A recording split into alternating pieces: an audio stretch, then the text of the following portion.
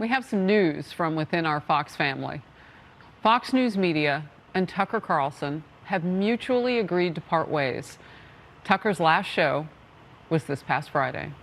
And starting tonight, Fox News Tonight will air live at 8 p.m. Eastern. It will be an interim show with rotating Fox News personalities until a new host is named.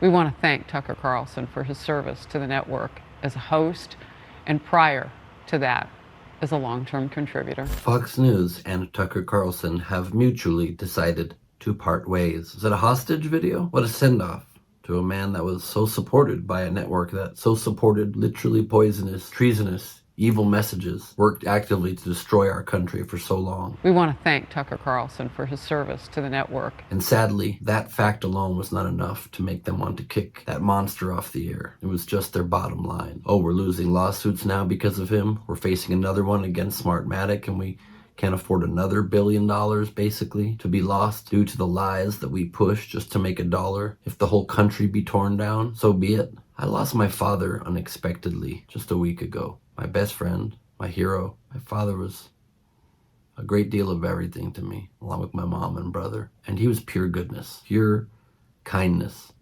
pure love. Not only cared for his family with every bit of his breath to his last dying moment as his #1 priority. The love he had for us, all that mattered to him in this world, standing in contrast of the exact opposite of a monster like Tucker Carlson under the behemoth of negativity and evil that is Fox News Corporation. And not that it makes losing my father one drip easier, knowing that just a week later, from such a beautiful positive force in this world being taken from us, at least a negative force will be taken from influencing so many, at least doing something to balance out the immense loss that this world will feel, whether you know it or not, from my dad being gone. At least in the wake of such sadness, something positive happened. A monster has been removed from our midst. My dad would be happy to know that this idiot was gone. Now, of course, Tucker Carlson gets to live on. He wasn't taken from us permanently like my father was, without warning. He'll go on to another news network or create his own. He'll try his best to poison the well as much as possible. He may even run for president to try to make sure that disinformation makes him even richer. For the time being, he's not going to be in our faces. Much like my dad won't forever, but at least for the time being, we have a chance to find a source of hope, a source of goodness, to fill the void created by my dad being gone, and to hopefully fill the void of Tucker Carlson being gone for a bunch of people that were taken down a very dark path by a bunch of people who were not well intended and were just trying to destroy everything that we care about in this world for their own pocketbooks. The opposite of what my dad stood for. My dad didn't care about money. My dad cared about us.